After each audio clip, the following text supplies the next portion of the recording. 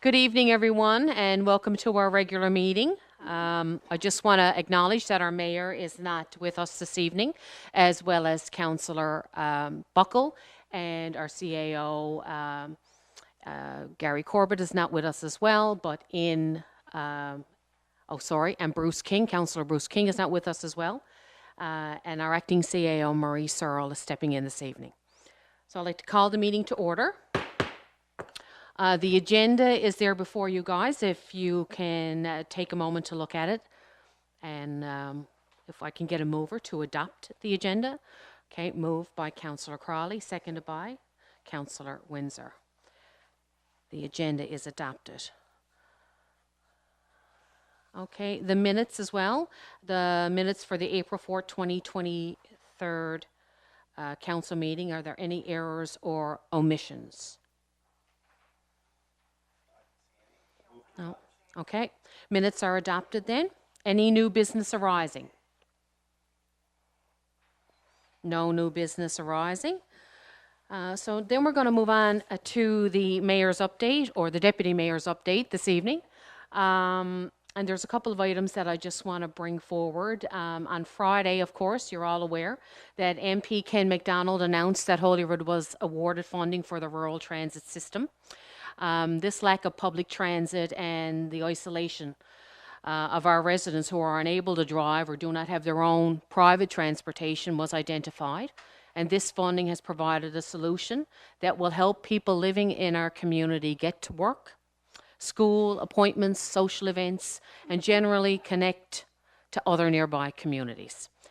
Holyrood is the first rural community in Newfoundland to secure electric public transit, which will consist of 2 zero-emission passenger shuttles, a charging station, a solar panel, and booking portal software. So that's a great achievement for the town of Holyrood.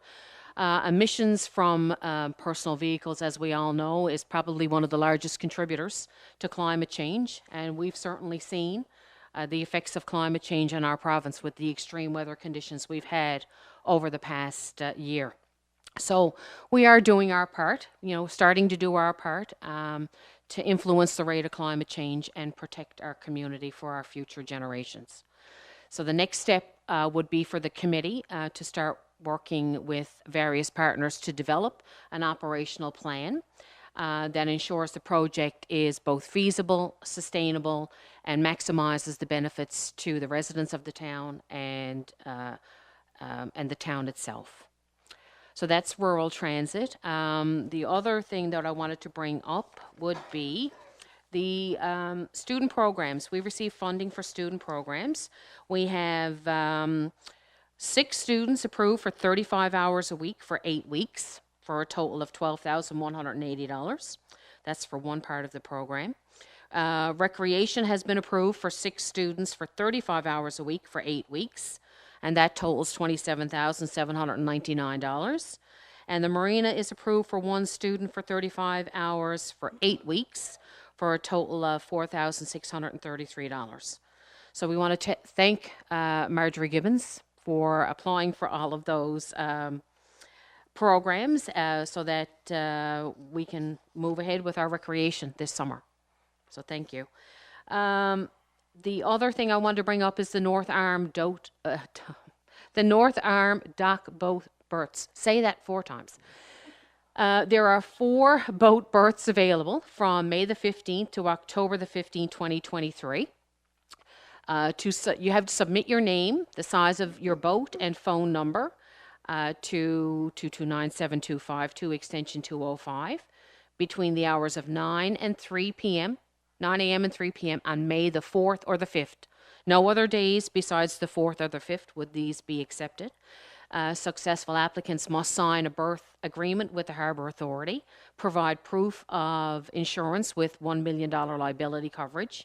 You have to supply your own dock fenders and lines, and sharing of the berth space is not permitted. The cost is $400 and is due at the time of signing the agreement. So go on our social media sites and you'll get all that information again.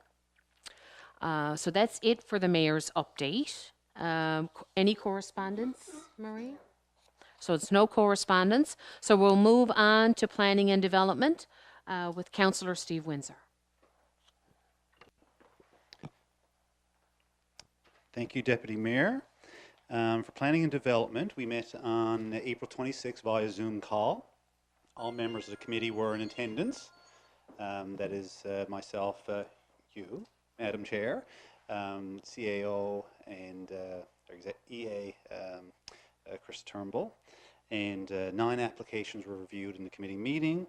Some have been brought forward from prior committee meetings, which required some further discussion, and some new applications as well. And there are some discretionary use ads that'll be going out in the shoreline this week. Okay? There are 2 applications that will come forward for motion and recommended for approval for tonight, in addition to the, I'll say, normal permit listing, which is the more run-of-the-mill, benign kind of changes and additions. We don't make motions on each discrete one. And also by way of update for everybody on the town plan. It's an ongoing activity, a very rigorous process that we're undertaking through the committee and our external consultant, Reg Garland, the planner. So we're approaching the final stages now. I'm happy to report to Council. We have our next meeting scheduled for May 10th and the 17th. So we're getting very close to the finish line now. The committee will then review the draft document with the planner, and will then present it to the full of Council, right? And then we'll have a public consultation. So those are the next steps in the town plan. Very important piece of work, and it's going well. So the motions, okay? So under the permits, be it resolved to table and approve the attached permit listing. 9 permits were issued from April 1st to the 28th and include permits for home-based business, new residence, accessory building, extension to existing residence, garage, general repairs, and accessory building. So moved. That's moved by Councillor Windsor. Can I get a seconder? Councillor Crawley. Any further discussion? These are all very straightforward, Councillor Crawley and Councillor King. And the home-based business had already been checked out and gone through the ads and all that stuff. This was actually just the... This is just the permit listing. That's This is correct, just the permit yes. listing. Yeah. So all those in favor? All those against? Motion is carried. Okay, thank you. The next one is located at 17 Harbourview Drive, and is a proposal for a residential building, and it is zoned in the RMD. Be it resolved that the Town of Holyrood approve the above application in principle and subject to the town's municipal plan and development regulations. So moved. So moved by Councillor Windsor, seconded by Councillor Sadie King. Further discussion? No. All those in favor? All those against? No. Motion is carried. Thank you. And the next one, and the last one, is located at 37 Kennedy's Lane. Is a residence in the RMD zone. Be it resolved that Town of Holyrood approve the above application in principle and subject to the town's municipal plan and development regulations. So moved. So moved by Councillor Crawley. Can I get a seconder? Oh, Councillor Windsor, sorry. Seconded by Councillor Crawley. Any further discussion needed? No. All those in favor? Aye. All those against? The motion is carried. Thank you, Deputy Mayor. That's it for planning and development. Okay. So up next is recreation and community events. Councillor Sadie King. How long have I got? How long have you got? However long it takes, Sadie. All in the world for it. Okay, our regular committee meeting was held on April the 1st. In attendance were CAO Gary Corbett, Recreation Director Steve Martin, Mayor Gary Gubby, Director of Business Development and Marketing, Marjorie Gibbons, and myself. Councillor Buckle sent his regrets that he could not be there. Many topics were discussed with regards to funding and festival events and programming. With regards to funding, the town received $15,000 from New Horizons to be used for seniors' activities over the summer. The MGA 50 Plus Club also received $10,000 from New Horizons. And I'm sure we can thank Miss Marjorie for the applications, for helping with the applications to get this funding. Anyway, the town and the seniors club will collaborate to get programs underway that we can help all the seniors. Canadian Parks and Recreation Fund for Holy Cross Park has been approved for $10,000. This will help bring leadership to the park and ensure a safe place for everybody there this summer, both residents and visitors alike. The town received $1,500 to buy equipment for the Active for Life program. So Steve is working on this with the director of these programs. Squid Fest plans are well underway. Ticket sales are doing well. Early bird tickets in 5 hours were sold out. Up to this point, we got over 1,400 tickets sold. So now if anyone wants a ticket, they can go to North Arm Irving or the Orange Store and get their tickets for $30. If not, they'll pay $35 at the gate. Easter camp was done at Holy Cross School. Very successful, with 56 children in attendance, which was record. Registration for day camp will take place on May the 31st. For the first time in our history, the town will be doing the registration online. Registration for soccer will also take place online from May the 15th to the 19th.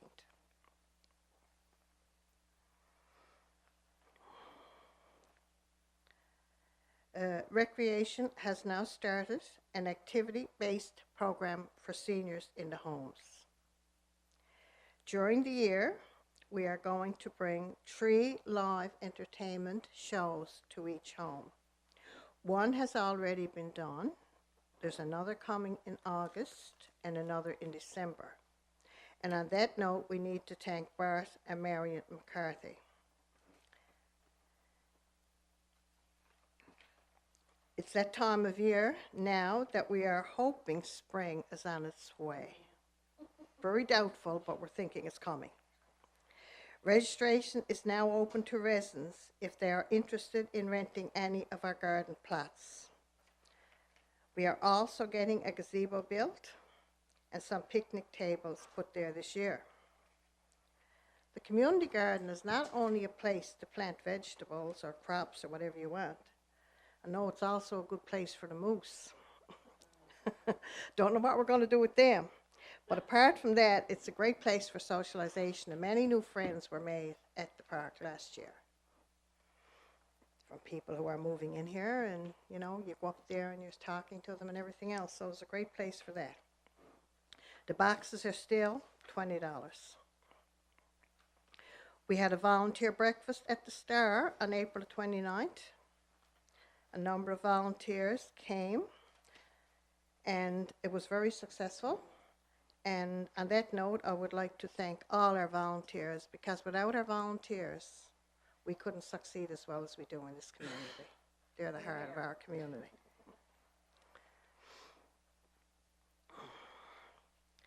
The students are being interviewed. Some are already done.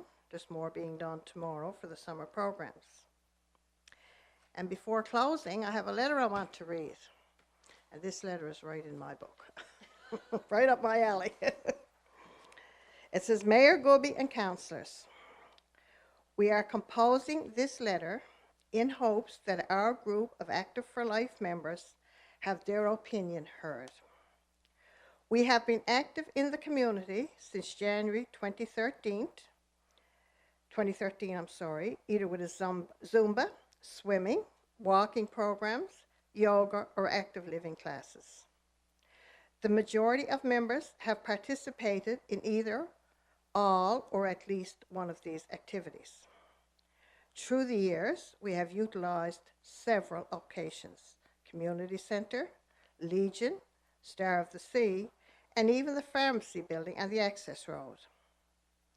While these facilities have something good to offer, there are always ongoing problems. We have had to cancel classes because of bookings for the RCMP, the Marine Institute. We've dealt with problems with heating, cleaning, ice conditions, and locked buildings. We appreciate the effort by the town to secure some sort of accommodation for the various events, but feel it is time to start advocating for a permanent home. It has been 10 years, and we believe this is validation enough to realize that we do have a committed group. These activities have been so beneficial to such an important demographic that are often forgotten in our and neighboring communities. We would be remiss if we thought a building just for this group was an option. There are so many activities in and around Holyrood, such as Girl Guides, Sea Cadets, Kung Fu, line dancing, and so many more that could avail of such a building. Our population really could not substantiate a building such as the Puffin Center in Witless Bay, but wouldn't it be great if we could have something half that size? In conclusion, thank you for the support we have received from the town, and we just want to say we are on board with any anticipated plans of a community center for our town. Respectfully submitted, Active for Life participants, and is signed by all the members of those groups. So on that note, that just gives validation to what I've been saying here for quite a while. We need a community center / lifestyle center in this town. We are all aware now, since Friday, that the community center is on the block. And I know there are people interested, so that's going to go very quickly. We had used it before COVID. We didn't have too many problems. But since then, recreation is having a struggle to find places to do their activities. Right now in this town, there's no place to hold a celebration of life, no place for birthday parties, family reunions, social events for seniors, or for anybody in this town. Nothing. We have absolutely nothing here for people to get together, unless they got deep pockets and can go to one of the facilities in the town. I think now is the time that council has to make a move on this. We have to band together, we have to be firm, and we got to leave no stone unturned until this building is started and up so that we can use it. If not, we are still in the same boat tomorrow, the next day, if we don't start and plan for a building. People have nowhere to go. Just this past week, 2 weeks, I've been in 2 small communities, 250 to 300 people. You should see the town halls they got. Well maintained, always in use. And here we are, 2,500 people, and what have we got? Absolutely no space to call our own. So come on, guys, let's get with it. Thank you. Thank you, Councillor King. We should have a copy of that letter, and it'll go. Yeah, it'll go for be tabled as read at the meeting. You know, it's not something that we haven't discussed as a group with regards to a multi-purpose building here in Holyrood, and it's absolutely, definitely needed, and it is on our radar and will be on the radar, and hopefully in the coming future that we can certainly fill that need. It's not forgotten. I know all the councillors around the table feel the same way. That it's definitely needed, and it won't be forgotten for sure. It's just trying to move forward in finding funding availability to be able to help us bring that to life here in Holyrood.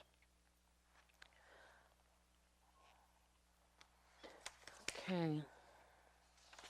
So up next is Infrastructure and Public Works. Councillor Windsor.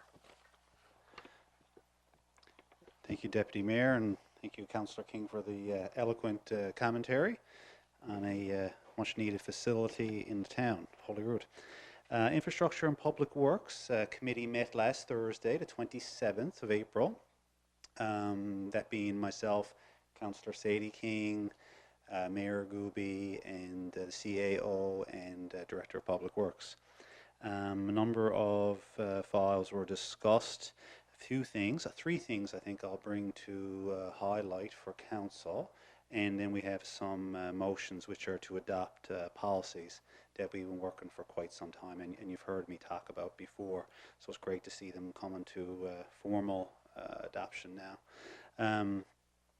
Files to talk about culverts is one thing, and in particular one area of concern is Woodford Station, and a resident, applaud you for bringing it forward to our attention first before the public works staff noticed it, which was a sinkhole, which we've been since closely monitoring, and we've communicated to those area residents who picked up on it first that we do plan to do that replacement at the right time. We're hoping to do it once school is completed, trying to minimize the impact on bus routes and the traffic and things like that. It's a big project though. Probably one of the most expensive culverts that we would do. The size, the length, the excavation involved. We've done our internal estimation, and the approach is 10,000, which will consume most of our budget for culverts this year, which is a problem. And you might recall in budget consultations that this was something that I was really fighting for, was additional funds for aging infrastructure. So we will spend that, and anticipate there'll be other culverts to follow, right? So that's Woodford Station. So we'll be repairing it when school ends, okay? Speed bumps is the next thing we talked about at committee, very important. Some select areas in the town are of concern, and they have been for a number of years. Residents have come forward and brought to our attention concerns around safety, particularly as it relates to young children in proximity to playgrounds and things like that. And people need to slow down, right? But we'll do our part in trying to quieten the traffic. So Public Works will be doing a tour of town. We'll be looking to reinstall speed bumps that were previously installed last time. They come up in the winter, not to interfere with snowplows and things, right? So we will be looking to reinstall the speed bumps that were in those locations last year and attempt to identify any new areas of concern. Now, residents, we can't put speed bumps everywhere, right? We want to try our best. There are certain areas that are, bona fide risks. Something that me and the Deputy Mayor will be talking about in terms of planning and development as well is how we work that into our town plan for future proofing against these sorts of things. When you have a new subdivision, for example, that's laid out like a grid, it doesn't quieten the traffic or slow it down, right?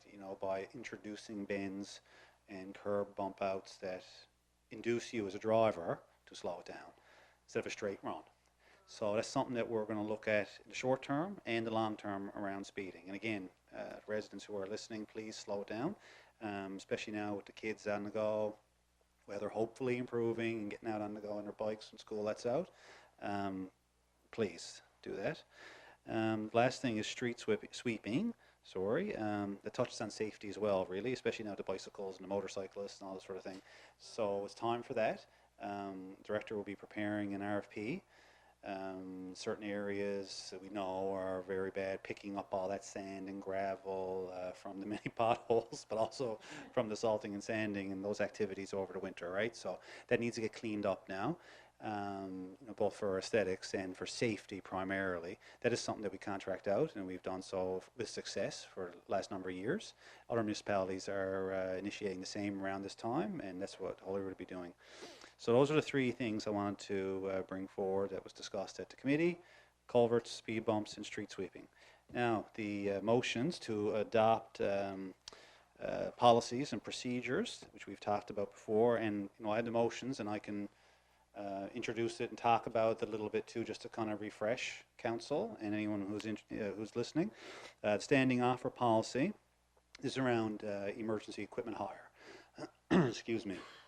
So we've talked about that at previous meetings, and the objective is to give additional contractors an opportunity to bid and succeed on the work, but at the same time protecting the town to ensure that we get the responsiveness and the quality that the residents expect and require for emergency services.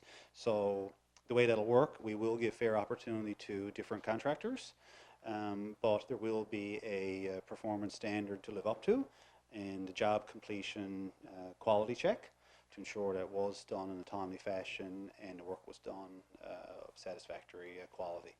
So we're very happy with that. We did our checks. We ran, the traps on it with the province for the vehicle inspections to make sure each contractor had all their paperwork and qualifications in order. That's done, right? So that's good. So I'll read the motion. Standing offer policy. Be it resolved, the Town of Holyrood approve the standing offer equipment hire policy HP-007.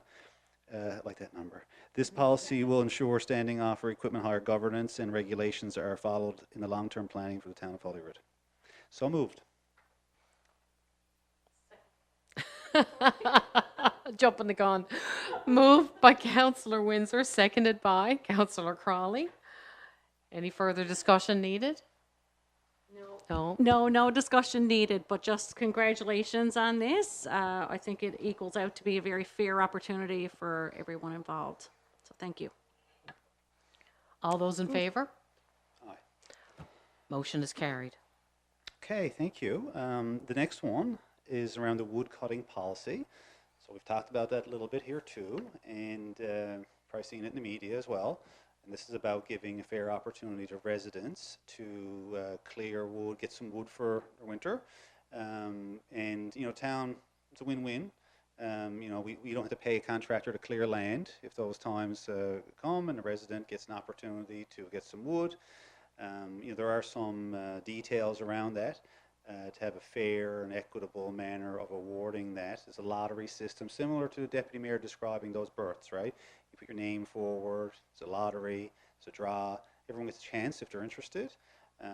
We did have to run down a few things with legal to make sure we were covered in regards to any risks and liabilities to the town and things of that nature. That's been completed now, so that's good. And there have been some previous activities of wood clearing that was pointed out to the committee recently, and that goes back to like last year's agreement, right?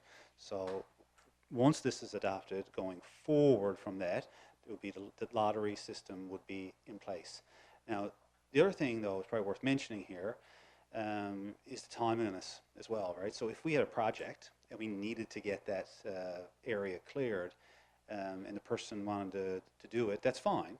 But if we need a timeline associated with it, then that needs to be clearly understood and communicated and signed off on by the person as well, because otherwise we would be looking to a different person to clear the wood, right? Because otherwise you're going to slow down our project and potentially add costs in a different way. Okay? So I think that's very well understood, and the policy was circulated to all council before the meeting for your review. Be it resolved, the Town of Holyrood approved the wood cutting policy HP-008. This policy will ensure wood cutting on town-owned property governance and regulations are followed in the long-term planning for Town of Holyrood. So moved. So it's moved by Councillor Windsor, seconded by Councillor King. All those in favour? Aye. Motion is carried. Okay, thank you. Last but not least is the retaining wall policy. It's a little description there. We've talked about that quite a bit, especially since I came in, because that was something that I was really bothered by and pushing for, and I want to applaud the Director of Public Works for the work that he's done on the file behind the scenes, talking to the province, talking to engineering consultants, other municipalities, and the idea here is that we have a consistent standard that is safe. Safety being number one concern, right? See a variety of different types of sloping, retaining walls in the community. Some are done well, and some are not so well.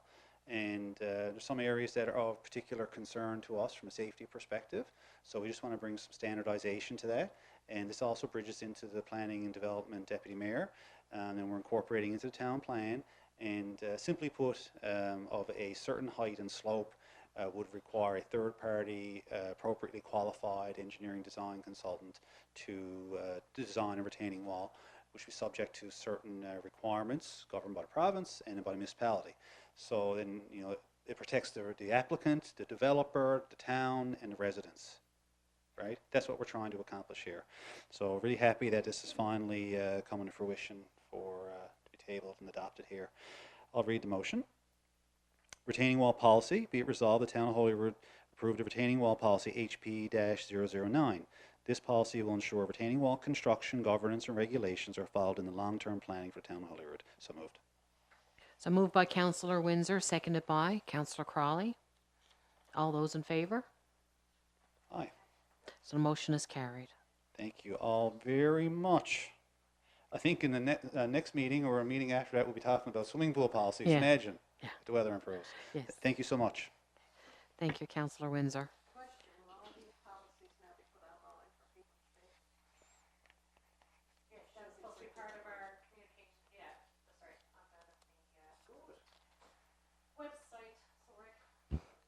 So Sadie, yes, to answer your question, we said we were going to have a section to have all our policies and everything updated, and that'll be part of our package portal thing we're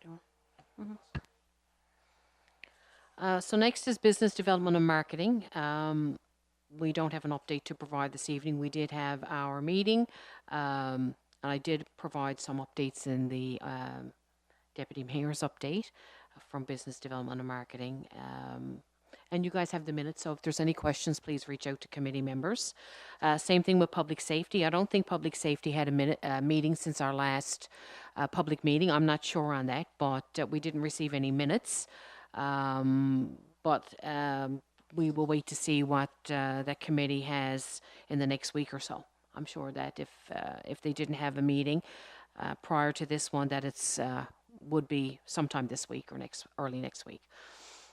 Next is communications. Councillor Laura Crawley. Good evening, Deputy Mayor and Council, residents and staff. We had our communications meeting on April 6th in the Keogh Suite, and Deputy Mayor Michelle Woodford was with us, myself, Councillor Sadie King, Director of Business Marjorie Gibbons, CAO Gary Corbett, and Director of Recreation Steve Martin. So we had all hands on deck. We're very excited. The last public meeting, I wasn't here, unfortunately. I had a family emergency, but we adopted our communications policy, our new communications policy. We're very excited here today because once our minutes have been approved today, then that communication policy officially comes into effect.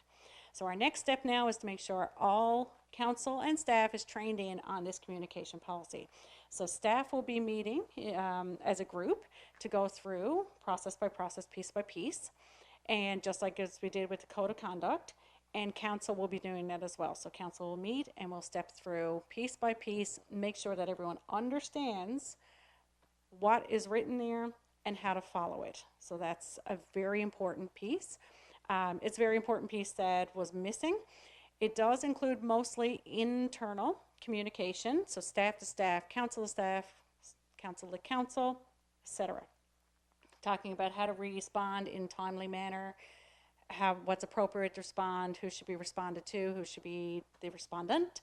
So all of that is going to take some training, and we'll ensure that it's all in place, and by rights then it will fall into the code of conduct. So anyone not following the communication policy, we will then fall back into the code of conduct and the process there, procedure. So very exciting that that is now tabled and approved. The website was launched. We're having great success with our website. Some of the little back-end issues are starting to be rectified. We did announce that we were going to do a launch today, but we're actually going to defer it to the next council meeting, as there have been some things that have come up and some things we can fix and work on. And we're just getting ready, making sure that it's ready to be launched officially, and we'll move forward on that in our next public meeting. But having said that, the website is up, it is live, and residents can go and get all their information that they need, including public meetings, including, like I said, our policies are going to be there, including how to contact us appropriately. So we look forward to that. Next on the agenda for the communications meeting is external communication. So we will be meeting, and that is a much, much larger portion, and we're looking at what our guiding principles will be and how to attack that next piece. So that will be our meeting upcoming on Thursday. And other than that, unless, well, Deputy Mayor, but Councillor King, if there's anything else that I've missed, you can fill in on. I think we got it all. Okay, thank you. Thank you, Councillor Crawley. Next up is the operational review. Back to Councillor Windsor. Yeah, almost forgot that one. Yes, the operational review. So I'm chair of the committee, so I'll give a little update to council and the public. We have achieved some major milestones on the project recently, starting with the public consultation and upcoming interviews with council and external stakeholders, and then meeting with the full of council later in the month. But I just want to, I guess I'm just going to hit rewind here for a second. I mean, I've said this before, but I think it needs to be said again. You know, this important work that's being done, and I want to clarify to everyone who thinks out there this is some type of witch hunt, when I've said before many times, that's not what this is all about. This is a healthy process for cold dodge review. Something that I think, you know, in my work is something that should happen periodically anyway, par for the course, standard operating procedure, maybe every second term or something like that. I think you know, we are going to find a lot of efficiencies, operational efficiencies is, you know, the lens that I'm looking at it through, a validation of good work that's being done, and maybe identifying areas for improvement, a healthy process, right? So I just want to say that again, that is the purpose of it and the expected outcome. Also want to address some commentary around the public consultation. First, thank you, residents, for getting involved. Your emails have been received, and the residents who attended the session, it was very much by intention that council did not attend that session. It was, as chair, my recommendation, fully supported by mayor and all council, not to attend so that we could minimize any noise and have a very focused discussion of residents' concerns to the consultant, right? And that was the purpose behind it, and I think it was mission accomplished, and I think Mr. Kern handled that very well, and we've spoken, and I've received his feedback, and appreciate the residents for coming to that meeting and making time to make their voices heard. And as for the emails that have come in, both to Mr. Kern or to me and other committee members, which is Councillor Bruce King and Councillor Curtis Buckle, we've passed them along to Mr. Kern where he wasn't engaged. So that's really good. And next week, Monday or Tuesday, the 8th, there's going to be a series of interviews with all of you folks, right? The councillors will have the opportunity themselves to meet with him privately, because, you know, we're all individuals. We all have our own views on things, and that's fine. So those interviews will happen, as well as some external stakeholder meetings are ongoing. Like, for example, I think HMPC is also that night. Yeah. And so he's been getting through quite a number of different interviews, and with internally here with the management and staff, and so I'm pretty happy about that. And third week, we're trying to find the right date, somewhere in that like 17th to 20th time frame. Mr. Kern will meet with all of us together, sort of hear, you know, some preliminary observations, some findings, concerns, and things of that nature, right? So moving right along. Yeah. I think, yeah, that's the high points. Yeah, okay, that's fine. Thank you, Councillor Windsor. And now on to Corporate Services and Administration. You're up again, Councillor Crawley. Yes, good evening once again. We did meet on April 27th for the Corporate Service and Administration. Myself, Councillor Bruce King, Director of Finance Marie Searle, and CAO Gary Corbett was in attendance as well. We worked through a lot of bits and pieces is really what it was, and nothing really new and exciting. We do have a motion to put forward about our multi-courts, and just to give a little heads up beforehand, this was money that has been already approved to be borrowed in our budget.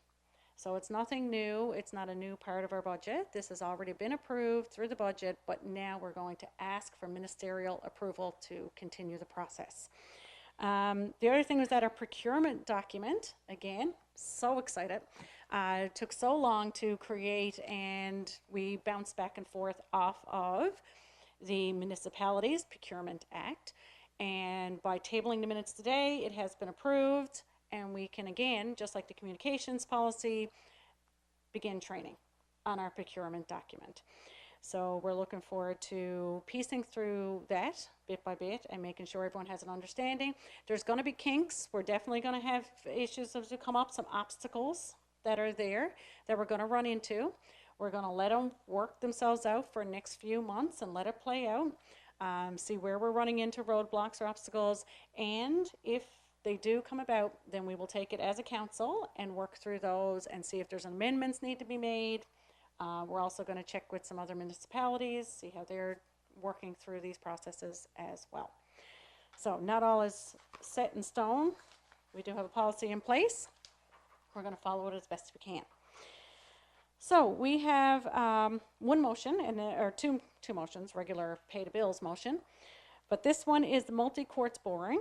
So be it resolved that the Town of Holyrood requests ministerial approval to borrow $52,147.47 from the Rural Bank for a 2-year term amortization with interest of 6.61%, with a payment of $2,325.46 monthly for the purposes of completing the multi-court at Salmonair Line Recreation Park. This expenditure was identified in Budget 2023 and was confirmed through the RFP process with a successful bid for fencing awarded to Apex for an amount of $25,530 and the successful bid for basketball nets and benches to Total Sport Solutions for an amount of $26,617.47. So moved. Moved by Councillor Crawley, seconded by Councillor King. Any further discussion? No? All those in favour? The motion is carried. Excellent. And these are now just the regular bills. We went through each line item, and it was all just general day-to-day expenses for the town. So be it resolved, those accounts tabled in the amount of $355,949.68. They're checks number 44452 to 44578 and D3227 to D3259 be approved for payment from the general account. So moved. Moved by Councillor Crawley, seconded by Councillor Windsor. All those in favour? Motion is carried. And it just seems like a lot because we had the MRSP, Eastern Region Services Management Board fees in there this time. So it's kind of a bigger chunk. And our bank book balance is a healthy $6,432,000. And we respectfully request that we keep those property taxes coming in. Thank you. Thank you, Councillor Crawley. Okay, so I'm just wondering if there's any new business that anyone would like to bring up before we conclude. Councillor Windsor, go ahead. Maybe a good time to talk about the new, you have a new website, right? And you just mentioned keep the taxes coming in, that's a, right? A tool, right, is available now, right? I don't know if it's been tested and it's working, everything's working okay. Okay, good.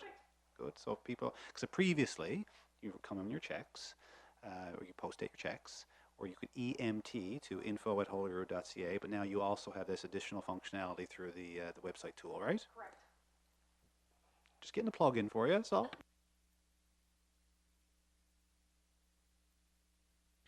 No, I just want to say thank you to our volunteers. It was wonderful that it's such a turnout, and I was sorry that I had to miss it due to a previous engagement. But thank you, volunteers, because you do make the world go round. Thank you.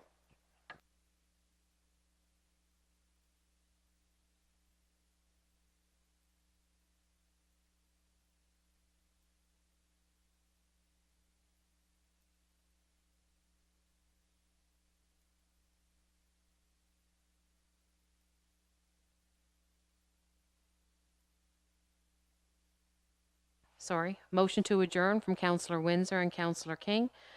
The meeting is adjourned.